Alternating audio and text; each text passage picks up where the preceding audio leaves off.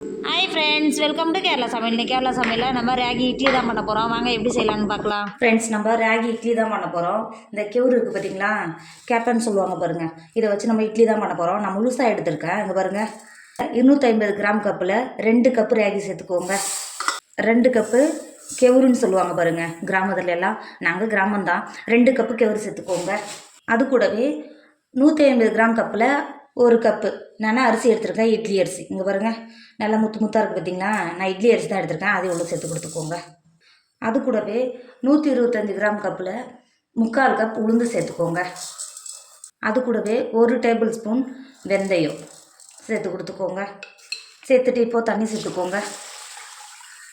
சேர்த்து நல்லா உளுந்து, கெவுரு, அரிசி இதெல்லாம் நல்லா ஒரு 3-4 வாட்டி நல்லா கை வச்சிங்க பாருங்கள். இது மாதிரி நல்லா பசஞ்சு நல்லா கழுவிக்கோங்க. இப்போ பாருங்கள், 3-4 வாட்டி நல்லா கழுவிட்டு எடுத்துருக்கேன். இப்போது இது நல்லா ஊற வச்சுக்கிட்டு தண்ணி சேர்த்துக்கோங்க. இது நல்லா முங்குற அளவுக்கு தண்ணி சேர்த்துக்கோங்க. எக்ஸ்ட்ராவே சேர்த்து கொடுத்துட்டு மூடி ஒரு வாரமாக வச்சுக்கோங்க. நல்லா ஒரு 6 மணி நேரம் கழித்து பார்க்கும்போது நல்லா ஊறி இருக்கும். அரிசி, உளுந்து எல்லாமே ஊறி நல்லா சாஃப்டாக இருக்கும். இப்போது ஒரு 6 மணி நேரம் இது ஒரு உரமாக மாற்றி வச்சுக்கோங்க. ஃப்ரெண்ட்ஸ், இப்போ பாருங்கள், 6 மணி நேரம் நல்லா எந்த அளவுக்கு கெவுரு, உளுந்து, அரிசி எல்லாம் நம்ம சேர்த்தோம்ல எந்த அளவுக்கு நல்லா ஊறி வந்திருக்கு பார்த்தீங்களா. இப்போ ஒரு மிக்ஸி ஜார் எடுத்துக்கோங்க. நம்ம ஊற வச்சு எடுத்து வச்சுருக்கிற கேப்பையே உள்ள சேர்த்துக்கோங்க. சேர்த்துட்டு நம்ம ஊற வச்சோம்ல, அது தண்ணி பாக்கியிருக்குல்ல, அதுலேயே கொஞ்சமாக தண்ணி சேர்த்து கொடுத்துட்டு மூடி நல்லா இட்லி மாவை பார்த்து நல்லா கெட்டி அரைச்சி எடுத்துக்கோங்க. ஃப்ரெண்ட்ஸ், இப்போ பாருங்கள், நம்ம அரைச்சது இந்த அளவுக்கு இருக்கணும். இப்போ ஒரு பவுல் வச்சுக்கோங்க. நம்ம அரைச்சி எடுத்த மாவை ஒரு பவுலில் சேர்த்துக்கோங்க. பாக்கி இருக்கிற மாவெல்லாம் இதேமாதிரி அரைச்சி எடுத்துக்கோங்க. நம்ம இருந்த ராகியெல்லாம் அரைச்சி எடுத்துட்டோம். ராகி மாவு நமக்கு ரெடி ஆகிடுச்சு. இப்போ 1 டேபிள் ஸ்பூன் உப்பு சேர்த்துக்கோங்க. நான் சால்ட்டு தான் சேர்த்துக்கிறேன். 1 டேபிள் ஸ்பூன் உப்பு சேர்த்துக்கோங்க. 1 டேபிள் ஸ்பூன் உப்பு சேர்த்துட்டு நல்லா கை வச்சு நல்லா கலந்து கொடுத்துக்கோங்க. நம்ம மாவு நல்லா புளிச்சு வரதுக்காக உப்போடு சேர்ந்து வரும்போது நல்லா கலந்து கொடுத்துக்கோங்க.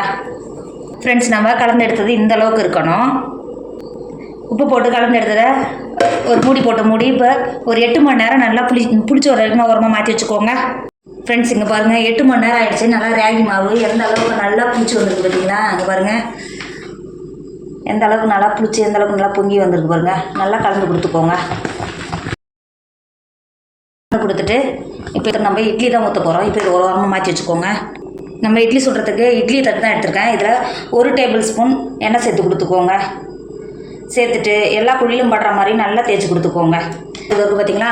இப்போ எல்லா இடத்துக்கும் படுற மாதிரி நல்லா தேய்ச்சி கொடுத்துக்கோங்க. இட்லி எடுக்கிறதுக்கு ஈஸியாக வரும். நீங்கள் இதுக்கு மேலே கேட்டன் துணி போட்டு செய்வாங்க பார்த்தீங்களா, இட்லி வேக வைப்பாங்க பார்த்தீங்களா, அது மாதிரி கூட வேக வச்சுக்கோங்க. என்கிட்ட இட்லி சுடுறது காட்டன் துணி என்கிட்ட கிடையாது. நான் எப்பவுமே இப்படி தான் சுடுவேன். இட்லியை நான் இப்படி தான் வேக வைப்பேன். இப்போ இருக்கிறத நல்லா இது மாதிரி எல்லா இடத்துக்கும் எல்லா குழியிலும் படுற மாதிரி நல்லா தேய்ச்சி கொடுத்துக்கோங்க. இப்போ பாருங்கள், எல்லா குழியிலும் படுற மாதிரியே தேய்ச்சி கொடுத்துட்டோம். இப்போ நம்ம ஏற்கனவே கலக்கி எடுத்து வச்சுருக்கோம்ல ராகி மாவு, இப்போ ஒரு குழியிலையும் ஒன்று சேர்த்துக்கோங்க. நீங்கள் சேர்க்கும்போது இந்த அளவுக்கு நல்லா ஃபுல்லாக எடுத்து சேர்த்துக்கோங்க. அப்போ தான் நல்லா இட்லி நல்லா பொங்கி பஞ்சு போல் வெந்து வரும். இந்த மாதிரி சேர்த்து கொடுத்துக்கோங்க.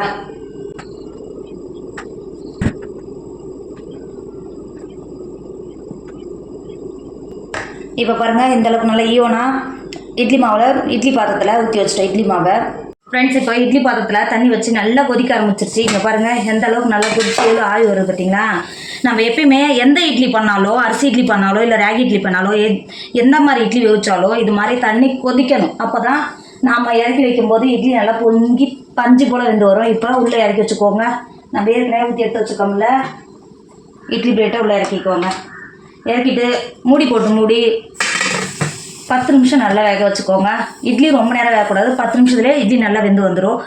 வேக வச்சுக்கோங்க. இப்போ பாருங்கள், இட்லி எந்த அளவுக்கு நல்லா வெந்து வந்துருக்கு பாருங்கள். இட்லி வந்துட்டான்னு பார்க்குறது இது மாதிரி தூப்பிக்க ஒரு குச்சி வச்சு இது மாதிரி குத்தி பார்த்தீங்கன்னா எந்த அளவுக்கு நல்லா ஒட்டாமல் வருது பார்த்தீங்களா. இப்போ இதை வெளில எடுத்துக்கோங்க. இட்லி நீங்கள் எண்ணெய் தேய்ச்சி எப்போ ஊற்றும் போதும் தொருக்கு பார்த்தீங்கன்னா கொஞ்சம் சூடாக தான் இருக்கும். இது மாதிரி எடுத்துகிட்டு தொருக்கு பாருங்கள். இந்த பின்னாடி தண்ணி தெளிச்சிங்கன்னா எடுக்கிறது ஈஸியாக வரும். முன்னாடி ஊற்றக்கூடாது தண்ணியை. இட்லிக்கு மேலே இட்லி பாத்திரம் பின்னாடி இருக்குது பாருங்கள். இந்த பக்கம் தான் நம்ம தண்ணி தெளிக்கணும். அப்போ தான் எடுக்கிறதுக்கு ஈஸியாக வரும். இப்போ இதை வெளில எடுத்துக்கோங்க. ஃப்ரெண்ட்ஸ், இப்போது ஒரு 5 நிமிஷம் ஆகிடுச்சு. நல்லா இட்லி நல்லா ஆறிடுச்சு. இப்போ எடுக்கும்போது எவ்வளோ ஒரு ஈஸியாக வரும் பாருங்கள். நீங்கள் ஸ்பூன் எடுக்கும்போது இது மாதிரி ஷார்ப்பாக இருக்கணும். அப்போ தான் எடுக்கிறதுக்கு இன்னும் ஈஸியாக வரும். இங்கே பாருங்கள், நம்ம எடுத்த இட்லி எந்த அளவுக்கு நல்லா பஞ்சு போல் எந்த அளவுக்கு சூப்பராக வெந்து வந்துருக்கு பாருங்கள். இப்போ இதை பிளேட்டுக்கு மாற்றிக்கோங்க. நம்ம இது மாதிரி 5 நிமிஷம் திருப்பி போட்டு ஆற வச்சிங்கன்னா ஈஸியாக நமக்கு எடுக்கிறதுக்கு வரும். இப்போ பாருங்கள், எவ்வளோ பஞ்சு போல் இருக்குது பாருங்கள். எடுக்கும்போது இட்லி எவ்வளோ ஒரு சூப்பராக இருக்குது பாருங்கள். இங்கே பாருங்கள் எடுத்து தட்டுலேயும் எதுவும் ஒன்று கூட ஒட்டாமல் எவ்வளோ ஒரு சூப்பராக வந்திருக்கு பார்த்தீங்க எண்ணெய் தேய்ச்சதுனால. ஃப்ரெண்ட்ஸ் நம்மளோட ராகி இட்லி சூப்பராக ரெடி ஆகிடுச்சின்னு பார்த்தீங்கன்னா எந்த அளவுக்கு நல்லா பஞ்சு மாதிரி இருக்குது பாருங்கள். இங்கே பாருங்கள் இங்கே பார்த்தீங்களா எந்த அளவுக்கு நல்லா பஞ்சு மாதிரி இருக்குது பாருங்கள். சூப்பராக இருக்கும். இது கூட நான் வச்சு சாப்பிட்றதுக்கு வெங்காய சட்னியும் தேங்காய் சட்னியும் தான் பண்ணியிருக்கேன். எவ்வளோ ஒரு கலர்ஃபுல்லாக இருக்குது பாருங்கள். இந்த இட்லியோடு சேர்த்து சாப்பிடும் போது இதோட டேஸ்ட் அவ்வளோ ஒரு சூப்பராக இருக்கும். இப்போ பாருங்கள் கண்டிப்பாக நீங்களும் ட்ரை பண்ணுங்கள். என்னோட வீடியோ உங்களுக்கு பிடிச்சிருந்தா உங்கள் ஃப்ரெண்டு உங்கள் ஃபேமிலிக்கு ஷேர் பண்ணுங்கள். மறக்காமல் கேரளா சமையலை சப்ஸ்கிரைப் பண்ணிக்கோங்க. தேங்க்யூ.